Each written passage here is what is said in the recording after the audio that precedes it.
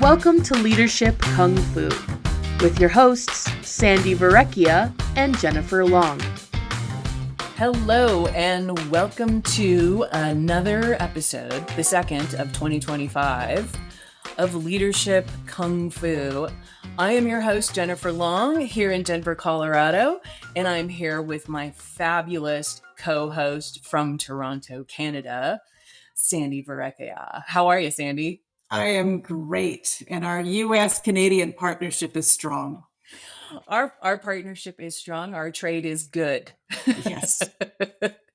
Sandi and I were just prepping to have a conversation today about conflict in leadership.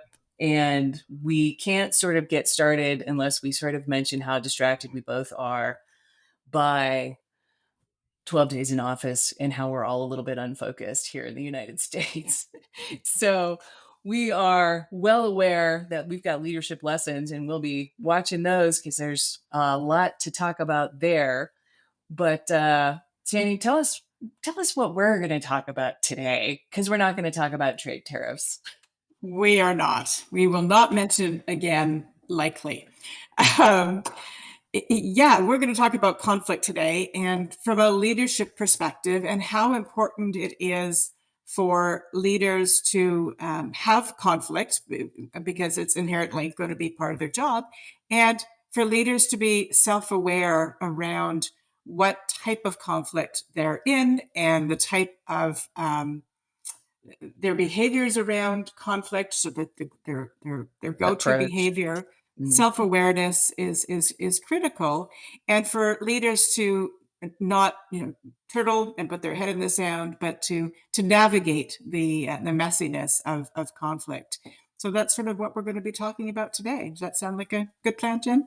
I think, and it's timely. It's really timely, because I feel like this is an interesting time and leaders are going to have conflict. And I think most leaders are aware of the fact that conflict is a good thing, right? It's not a bad thing. It results in better outcomes and better decisions when you're good at conflict. And so the point of this is, how do you get good? What does good look like? What kind of good can come from some of the conflict that y'all will be facing as leaders this year? Because you can't really lead without it. And that's the big point. Yeah. So maybe we should really start with, like, what is conflict? Because conflict is a dark word, right? Yeah. It conjures up all sorts of mean-spirited, duking it out sort of idea in the workplace. And we're not talking about that. We don't want people fighting in the boardroom. Right. But it's those things that are incongruent, right? That you don't agree with, that is difficult to reason with, that is unethical or appears to be unethical, that you need to tackle. And so thinking about conflict is although it's a big word, it's really about making sure that we are handling these things that are difficult like a kung fu master.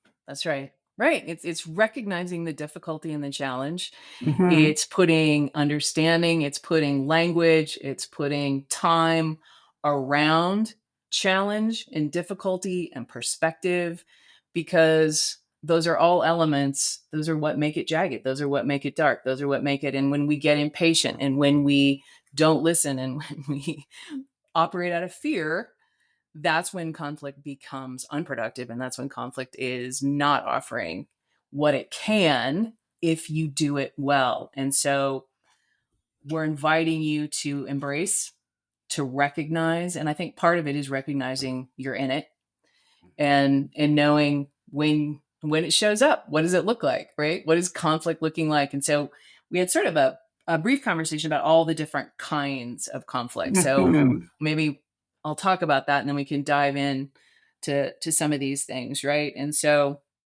conflict of the simple things, right? The task conflicts, the steps and the processes, right? Those are fairly simple and straightforward kinds of things that managers deal with. Then we've got role conflicts, right? And role conflicts, we were laughing earlier about RACI models, right? We use the RACI as a way to kind of define what's your role in this project, and how those can get misconstrued, and how people who are just supposed to be informed want to be informed a lot. Yes, because the need to know versus want to know, Yeah. is super important to differentiate, right? And if you're in that in that I zone, you Yeah. don't get to be in the Yeah. other zones. You don't get to be in the accountable zone, right? No, no, Yeah. no. So there's role conflicts, there's resource conflicts, right? Disputes over money and headcount and workspace or whatever you got going on. Structural conflicts, which I think are interesting because those are hierarchical issues, silo issues, and misalignment between functions, right? Mhm. Those are interesting to ferret out and have conversations about. But the tough ones, right? Conflict of ideas, uh, relationship conflicts where you really get into personality clashes around how people communicate and what they think is important, but values-based conflict, and that's certainly the hot button today for everybody Mhm. who's getting email from Elon Musk, right? Values-based conflicts around what's important Yeah. and what's ethical, and how political perspectives can jump in there. So those are all the flavors of conflict. And so from a leadership perspective, you're going to deal with some of the stickier ones, Mhm. um, that are a little deeper and take a little bit more effort. Yeah, and we were talking about those ones that are the stickier ones, the more personal ones that are more internal, right? That we Mm-hmm. need to sort of differentiate between external conflict and internal conflict. So things that we can control a little bit more so than others, right? Structural conflict, we may not have the same influence or control over it, but Mm-hmm. if it's a personal, interpersonal conflict or a relationship conflict, you certainly have a lot of control over that. The important thing I think here is sort of to step back and say, well, what kind of conflict is it? Yeah, because now Mm-hmm. I'm feeling it. What kind of is it? And how do I show up? So there's different ways of looking at uh, our our conflict behavior. How do we typically show up when something goes wrong? Right? You can feel it. You Right. manifest in your body. Right? You get red faced. You get panicky. You Your start to pick at your tension. hands. Yeah. Tension goes, and you're in it. And so how are you showing up in that moment? Because if Right. you feel it, everybody else is seeing it too. So just so you're aware, Right. you're not hiding it. You're not hiding it. You tell your face you're not in conflict. Yeah. And it's having a good, I mean, this EQ skills massively important Mhm. because you've got to be aware of how you're feeling and what is going on for you. Your body's going to react first, like we said. Then it's what's the emotion that's driving it, because that emotion is going to trigger for you what we call tapes in your head, the story you're going to tell yourself, right? The argument you start forming in your mind when something goes down, that narrative of where you are, because that narrative is then going to engage your behavior. Yeah. Yeah. And when you look at, right, self-awareness as a leader, what is your conflict behavior? Mhm. When you experience conflict, what is your go-to when you're in that moment? Because we all tend to have one. Yes. And learning to recognize what yours is so that you can also learn to recognize what other people's conflict behaviors are. Right. That way you can tell you may not be in conflict, but they might be in conflict, especially if you're dealing with relationship issues and values issues. Values issues. Yeah. Yeah. So are you someone who redirects, Mm-hmm. right? Or are you dealing with someone who's redirecting? Is sort of looking at, how are you handling it? Are you just going in a different direction so that you don't have to deal with it at that particular time? Are Right. you someone, sorry, go ahead, Jen. Right. Stonewaller. Are Yeah. you someone who just shuts down a conversation? Yeah. Are you an arguer? Right. Mhm. Um, Yeah. there. A fist pumper, Yeah. right? I'm gonna Yeah. litigate this right here, right now. So Yeah. belittling can happen. Mm. So I mean Mhm. there's also people who just shut down, Yeah. right? They just nod their heads or quietly in the meeting or whatever it might be. And I think Right. the ones that when we think of conflict, we tend to think of the more assertive behaviors. We tend to think of the fist pounders, the arguers, the belittlers. And we don't recognize the people who are shutting down and stonewalling, because those are all withdrawing behaviors. Mm-hmm. And when you withdraw, you essentially shut down conversation. And the number one thing you've got to do in conflict is talk about it. Right. And as a leader, exceptionally important, right? Because you can't be a strong leader and sort of separate yourself from having these mucky conversations, whether you like them or not. It is part. You can't separate that part from leadership. They are inherently intertwined, and so to be a stronger leader, you really need to have some really strong EQ and introspective into how you are reacting, so that you can change your behavior, recognize it, and change it. Right? If you can name it, you can change it. Right, Jen? That's right. You can name it, you can change it. That's the plan. But that's an interesting thing. It's also being able. The other awareness thing is the listening, right? And it's not just listening to what is the thing you're telling yourself, and having a recognition that you are in fact, and it's usually some kind of judgment or criticism of what's going on for you, but really being able to silence your own story. Yeah. To hear at a much deeper level what the perspective is of the other person, because you can't find innovation, you can't find mutuality, you can't find resolution unless you are paying attention at a deeper level. You got to show up with I hear not only your words, which is usually where you go, and those are the arguers. I'm going to make a case. I'm just going to listen to what you're saying to me, and then I'm going to talk back. Yeah. Or over. But are you paying attention to how are they feeling? What is the emotional quality of what's going on? And when they speak, what are they telling you around what's important? What are they valuing in the context of their own conversation that you're picking up on? Yeah. And you can't hear any of that if you are having the conversation in your head, so you're making your case. Yeah. And so maybe a good example of this might be you and I, Jen, are in the boardroom, and there's a group of people around us, and I throw out an idea that I'm quite attached to, right? We're going to do a strategy, and I really think this is an initiative that really should happen. And the room goes silent. Yeah. And then they move on. Right. So I'm in conflict now because I feel like I haven't been heard. I might be in conflict. I might be telling myself, my God, they never listen to me. My ideas are really, really good, and they never really listen to me. And, rather than saying, hold on, can we just circle back to this, which is going to feel difficult. I need to understand what you thought about this and why we're discounting it. And so again, it goes into that sense of, I'm out of my head. I'm not going to tell these stories that I'm no good and people don't like me, but I'm going to go into curiosity, and I'm going to ask questions so that I can understand. Right. And I think that's a really incredibly important lesson in all of this, because if we're not asking questions, we are only going to tell ourselves what we think we know to be true. Exactly.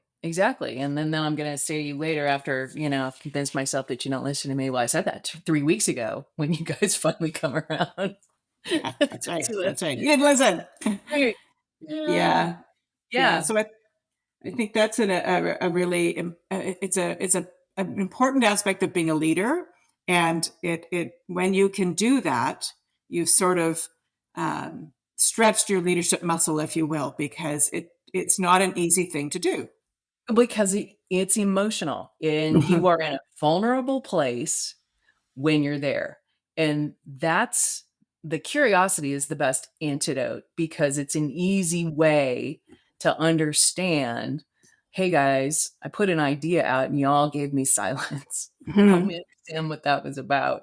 Right. And you have to be vulnerable in that moment to say, that felt weird to me. I'm feeling like I just got ignored. Help me understand.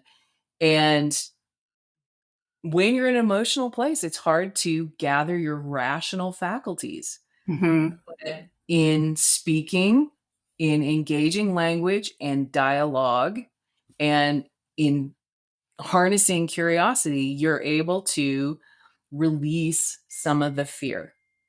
It's part of the beauty of how language impacts your neurochemistry. Mhm. Mhm. So I think that's an important thing to remember. I think the other thing you talked about perspective, and when you're going into a potentially conflicting conversation, you have your perspective, right? You haven't yet engaged with the other person. Stepping back and asking yourself what might be their perspective before you engage with them opens it up to possibility, right? And so you're not stuck. I remember like years ago, when I first did my first coaching program, and they had us around a room. I don't know if you ever had to do this exercise, but we're in a circle and we're like a pie shaped, and everybody had a little space to stand in. And we had to have an idea and what your perspective was on, and then you had to go around to a different one and the different perspectives. It's like, what would your mother's perspective be on this, or what would your dog's perspective be on this, and what would your cat think? But I use that exercise in different ways because it really gets people out of their head and realize that there is more than one way to look at something. Yes. And yeah, Yeah. it's a fun exercise, but it does work. Well, and I think that's part of the issue is we don't understand the impact of where we're heading and what that impact is on other people. What that I mean, especially when you're conflict around decisions or directions or things of this nature, is what have we not considered, right? Hmm.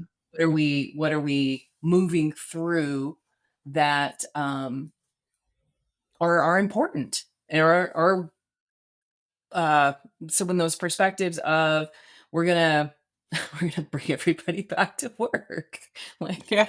what is that gonna do to a lot of how things have now become operational, and where are, have you really looked at your HR impacts and really looked at your process impacts, and like somebody in the room is gonna have a thought about what that is. Hmm.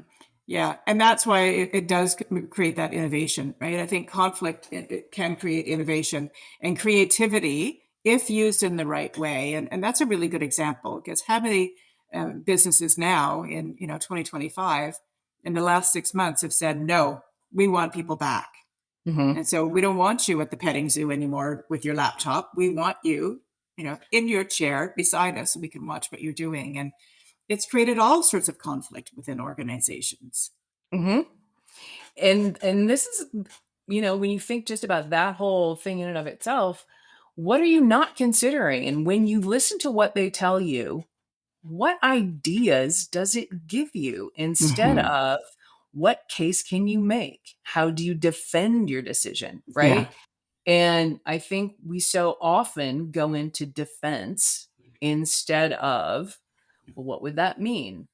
Tell me more about what you're thinking and why it's going to, like, and how could we address that, and how could we say yes and to something. And I think that leaders are in an interesting place, and Sandy and I kind of talked about this a little bit too, is I do think we are having such a leadership crisis on so many levels and in so many ways because we don't see work the same anymore. And Mhm. so that in and of itself is a fundamental conflict. Yeah. And the which is kind of the reason why we're doing this episode to begin with, because there's so many things that are conflicting. Mhm. And as you're moving your business forward and you're thinking about what's going to add value, you have to be open. You have to be at least willing to rise out of your feeling, rise out of your perspective, rise out and open up a little bit to say, where's the mutual gain for us? Where's the opportunity for us that we haven't tapped on in this difference, in this effort that we have?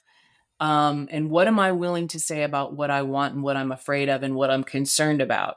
I'm afraid about the bottom line. I'm afraid about all these real estate leases, all these empty cubicles, all this hardware that's going to, all the things. And how does that conversation actually trigger a different conversation? Because that's where the new idea lives. Mm-hmm. It's not going to live in your existing mindset. It's going to live in the fact that we brought something else up and it created a different conversation. Yes. And And to that, I would say also, it doesn't make you weak to engage with others, right?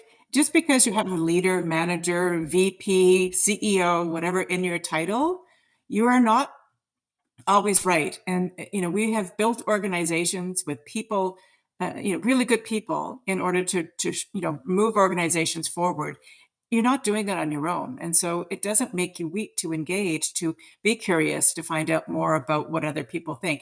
It also means that you may not ever move off your position, mhm. right? You don't have to necessarily move off your position, but you have to engage to make sure that there isn't a better position out there.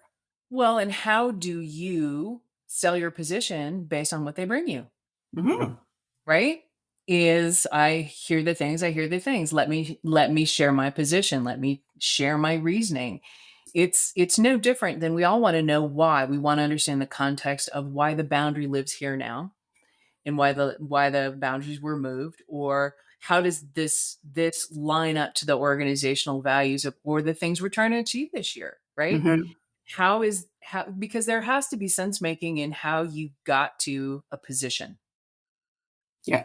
and your ability to articulate that upon hearing all of the other things and to stand your ground, right? If you're going to do that, how are you doing that in a way that connects to the concerns, the worries, the fears, all the things that were brought into that conflict? Mhm. Yeah. One of the things I like to tell leaders is, talk less, listen more. And Mm. if you're doing all the talking, then you're not listening. If you're doing all the talking, everybody else is zoning out. So, talk less, listen more. You're going to get so much more out of it than You may living in a realize vacuum. you didn't make considerations around some things that Mhm. suddenly realize, oh, that didn't even occur to me when I set this hard line. Right? Or that didn't occur to me when I brought this perspective to the table. And your willingness to demonstrate learning in the moment, your willingness to go, "Oh, I know how to make this even better now." I mean, Mhm. it's just but that's mastery over openness. That's mastery over curiosity. That is, and my favorite phrase and the simplest thing is when you get into conflict and you're emotional and you're arguing in your head, instead of fighting back, just say, "Tell me more." Yeah. Yeah. Yeah. Yeah. It's important to know that you can validate emotions Yeah. without without agreeing with them, right? Yeah.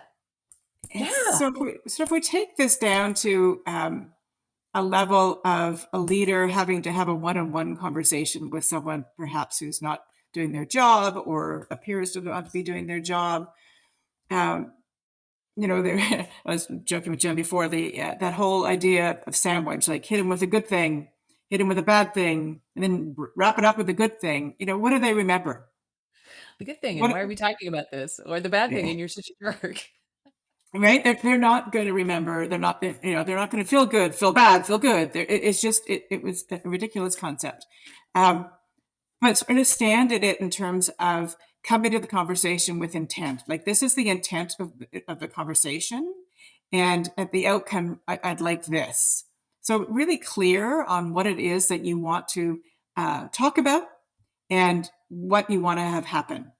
So at the end, I want us to have a mutual agreement, whatever it might be. Um, but from a professional standpoint, is really coming at it and not dancing around the bush, I guess. Well, and An old if you're gonna analogy. create a hard line, right, and you know you're gonna have conflict, Hmm. right? You've gotta be prepared for that, and you've gotta embrace those things because those people wanna get heard, right? And there's those kinds of approaches to conflict, but there's also, if you're working leader to leader across what's negotiable? Yeah. Where is your bottom line on something, and where do you feel their bottom line is? And if you are gonna approach this more effectively, do not always look at an issue just from your perspective, right? So we talked about the pie slices, but standing in someone else's shoes and really thinking through what are they afraid of? Where where are they getting rewarded and against what's going on for them? What is Hmm. important in their world? And how might I bring that to the conversation such that if I'm in my considerations, how does that help me negotiate better? Get to a place of negotiation even, right? Negotiation 101, right? What is your, the bare minimum? What is your Mhm, ceiling? And, where do we sort of match in the middle to get to that win-win situation? mhm. But in order to do that, you have to be open to have that conversation because you're never going to Absolutely. have win-win if you're closed. And when you're in the same organization, there is a win-win. There Hmm. is always a win-win.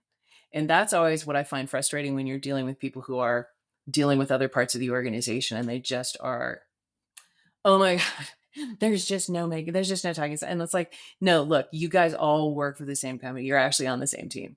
Hmm. Figure it out. Figure out where it is. And what that means is spend the time. And this is where I love Brene Brown in her It's Really Hard to Hate Up Close, right?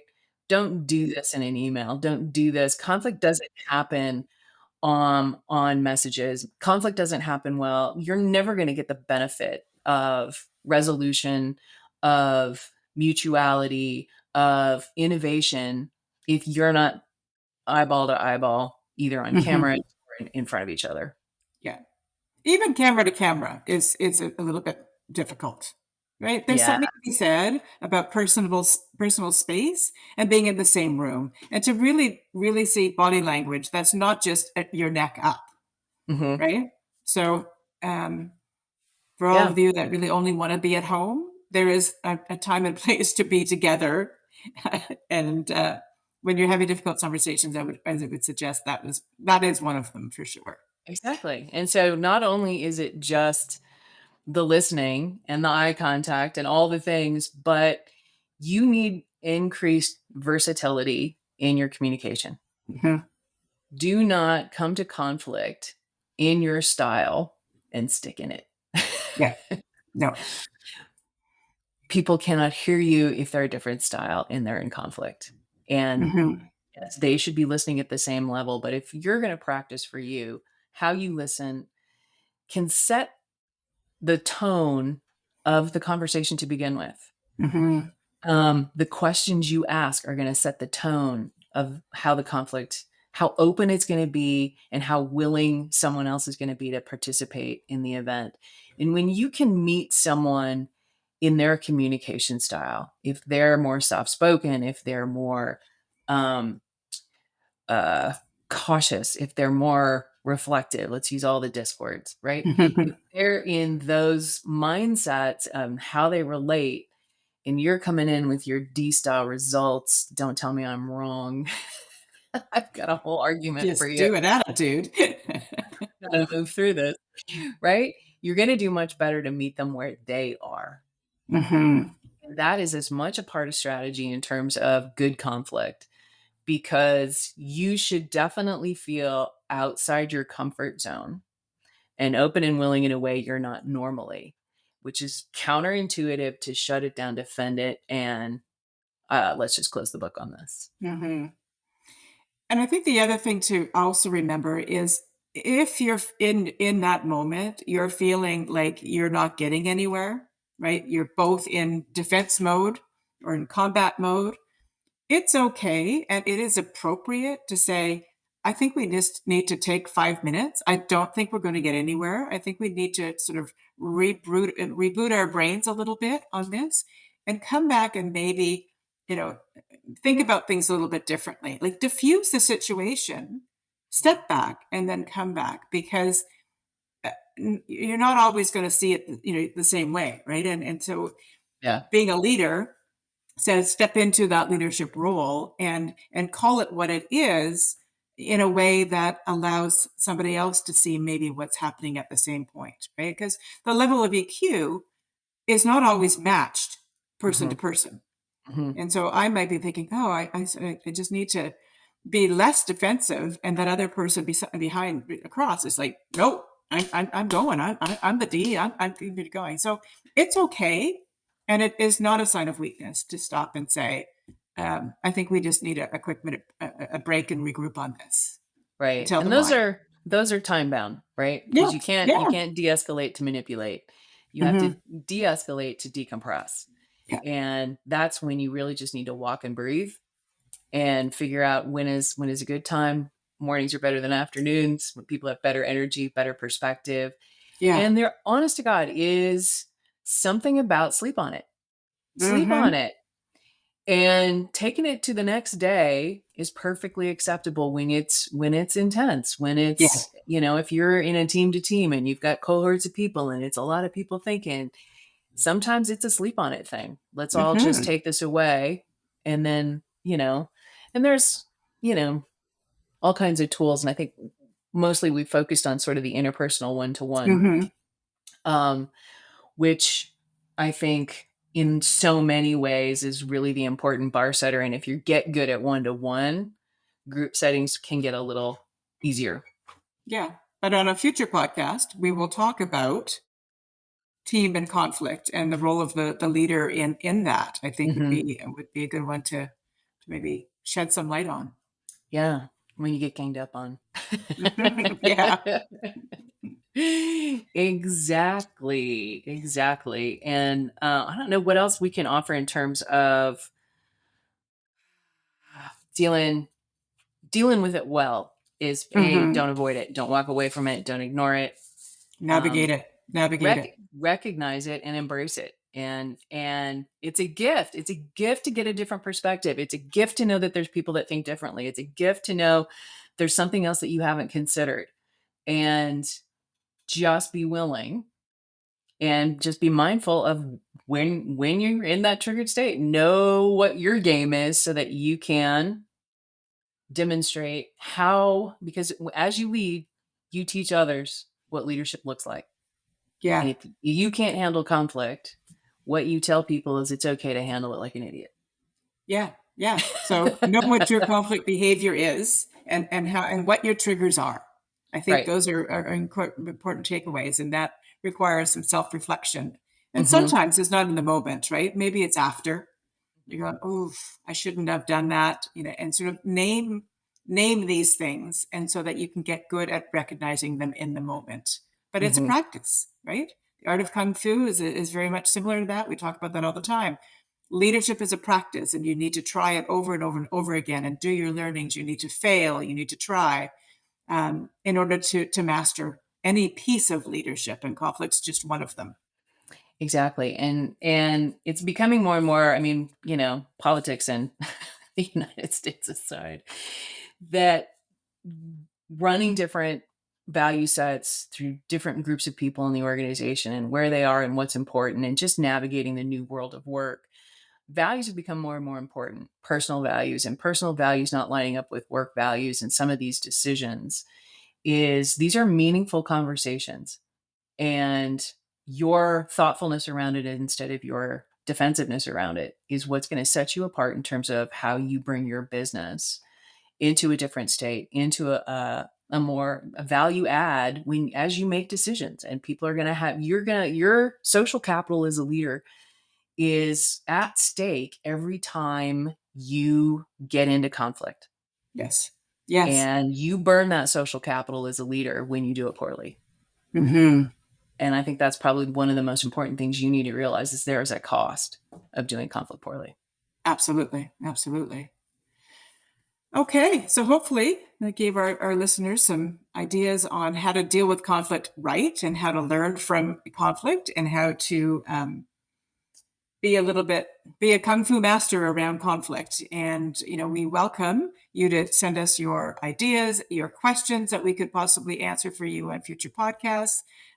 Give us feedback.